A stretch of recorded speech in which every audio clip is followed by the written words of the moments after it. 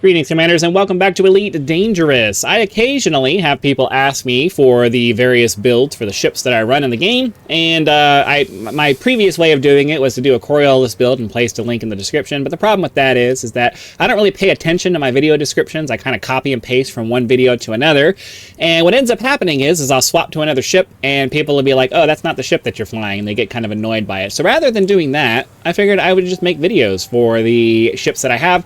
I've already done my Cobra Mark V Bounty Hunter build and my Mandalay Exploration build. You can find those in the ship build playlist on my channel. For today's video, we're going to be talking about my Type-8 build that I have. Now, we're going to start off with the hardpoints here. These are not... It's kind of hard to go over one standard thing for this because... For your Type-8, if you're using your hardpoints for anything, it's probably going to be mining related, and the hardpoints that you're going to be using are going to change depending on what you're going to end up doing. Now, for me personally, I find that for the kind of mining that I do, I almost always end up going with one size 2 seismic charge launcher. Is it the size? Yeah. No, the drill. Whatever the drill is. Subsurface displacement missile. I usually go with one size 2 subsurface displacement missile. The gimbaled one, or the fixed, maybe the fixed one. Regardless, I go with the subsurface displacement missile, and that's mostly because the class 1 hardpoints, unless you have the engineered, the pre-engineered lasers, they're pretty much useless for any kind of activities that you're going to be doing. I almost never use it. I personally, with the agility of the Type-8, the subsurface displacement missile just allows you to be able to drill into things, get the materials out, and then move on to the next thing. I don't want to sit there and just wait for the lasers. You can always put lasers on here if you want, but that's almost always what I do. But you also have access to this remote flak launcher, which allows you to fire at the ground where there may be some raw mat materials that you want to try to get, and that will detach them from wherever they're at, and then you can use your limpet controllers to send them down to the ground and pick up the materials and bring them back up to your ship. It's a very efficient way of getting like selenium or cadmium or whatever it is that you're trying to get off the ground. So not really too much to say about the hard points part of all of this because, frankly, it's going to there's no one standard thing that you're going to follow. You're going to change your loadout based off of what activity that you're doing. But for me, if I'm going to go out mining asteroids, I almost always use the subsurface displacement missile, and that's all I worry about. I don't think there's some class 1 abrasion blasters. I don't remember. I'm in the wrong thing here. I don't think there's class 1. Yeah, and you can bring along a couple of small abrasion blasters if you want to get the surface deposits, but I find that I don't really bother with them. I do the subsurface displacement, grab as much as I can, and then move on. I find that to be the fastest, most efficient way of doing things for me, but that's me. As far as utility mounts, you don't really need anything except for a pulse wave analyzer, which I don't have on this ship, but if I was going to go out mining in the black, you would definitely want to make sure you have a pulse wave analyzer so that you can identify asteroids that have a high chance of having a core, but it also helps you kind of find more valuable asteroids. As far as core internals, we just have basic lightweight alloy. I don't really worry about the armor for my mining ship because it's not really that big of a deal.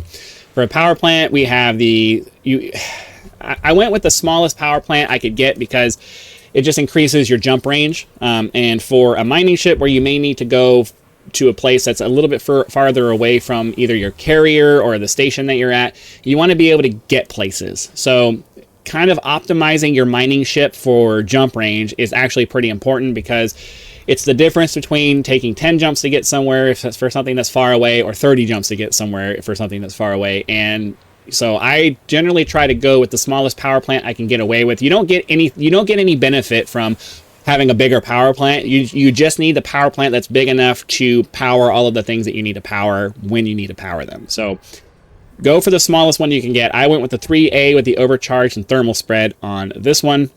If you can figure out a way to go smaller than that, go smaller than that. You just need to have one that's big enough to power everything. That's all you need.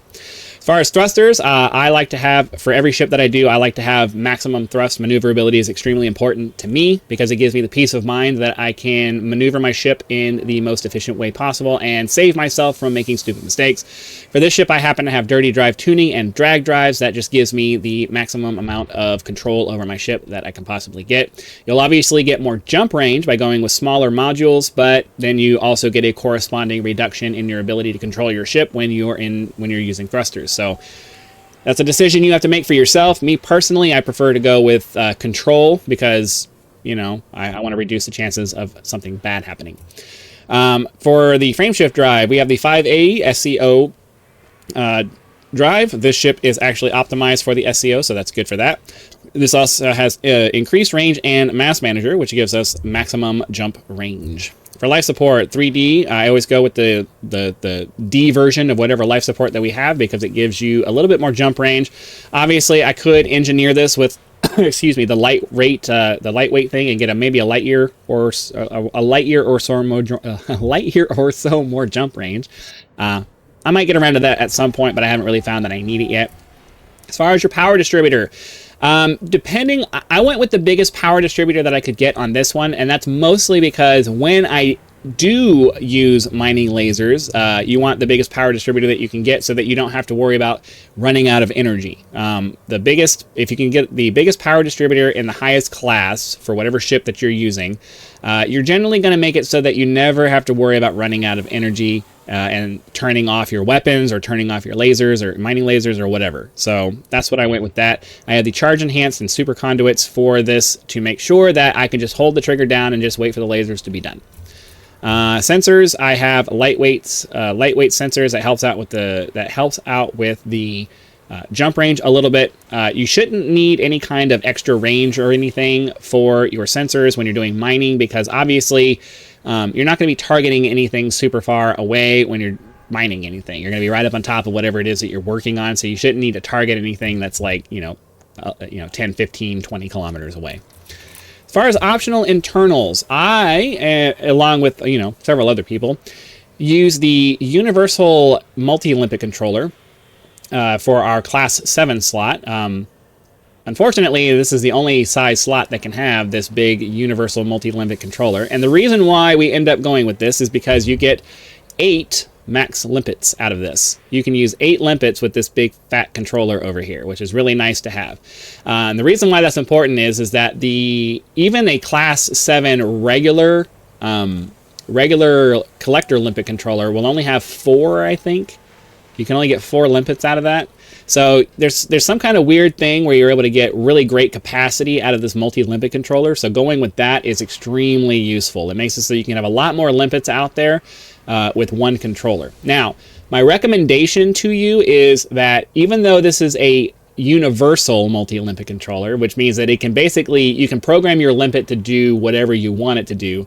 You only want to use this as a collector limpet. And the reason for that is that when you try to start using this as a collector limpet and a prospector limpet controller, there's some kind of problem that makes it get confused, and then it stops making it to where you can create new collector limpets because you fire off some prospector limpets, and then it won't deactivate the prospector limpets to create collector limpets, and it gets kind of weird. So I only ever use this for collector limpets, and I know that seems like it's a waste, but the benefit that you're getting out of this module isn't the ability to create different kinds of limpets. It's the capacity of the actual limpets that you're getting with the controller here. So that's why we go with the 7A multi-limpet controller. It's because you get 8 limpets versus 3 or 4 limpets out of one unit, and that's extremely nice to have. I have the big fuel scoop here because we had the space for it. I didn't need another cargo rack. This already has 100 and almost 200 units of cargo in it, and I'm not going to stay in an asteroid belt long enough to fill up my cargo space anyway. So adding another 64 units of cargo on here just didn't seem worth it to me, and having the fuel scoop means that whenever I need to go out into deep space to go farm some raw mats, I can use this ship to go do it, and I have the fuel scoop to help me do that relatively quickly. Just like any exploration build that you would be doing, you want to go with the biggest fuel scoop possible so that you can minimize the amount of time that it takes you to top off your tank and then move on to the next system. So cargo space is obviously important for any kind of mining related activities. The number of cargo space, the amount of cargo space that you need is going to change depending on what you decide that you want to do for your activities. Like I said, for me, if I'm going to be mining, I'm not going to spend enough time out in an asteroid belt to fill up my cargo, even this amount of cargo space, because I get bored and I'm ready to go do something else. So this is the amount that I did. You can change yours depending on your personal preferences. 5H, sorry, Guardian frameshift booster for heading out into the black-ish. Obviously, I'm not going to take this ship out into the black as an exploration vessel, but there are a few systems that are relatively far away where you can go do some raw mat farming, specifically for things like selenium and ruthenium and all of that stuff, and you can find it very efficiently. And having this ship with a decent light jump range to get out to that is really nice, so that you can go farm that stuff and then come back and it doesn't take like forever to get out there. I always go with bi-weave shield generators because I like the recharge rate for that. You can engineer these if you want. I never got around to engineering this one. I mostly have shield generators for this ship and my exploration ship, just to soak up the random ding or scrape that I happen to have by bumping into an asteroid or the ground or whatever. It's mostly just there to make sure that my hull doesn't get damaged.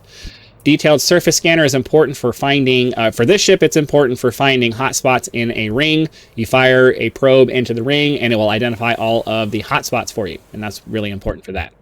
So I do believe that's everything for this. There is no corresponding suit build for this, because obviously as a mining ship, you're not really going to be getting out of your ship to go do anything. So that's not really going to apply here. The other videos do have suit builds for that.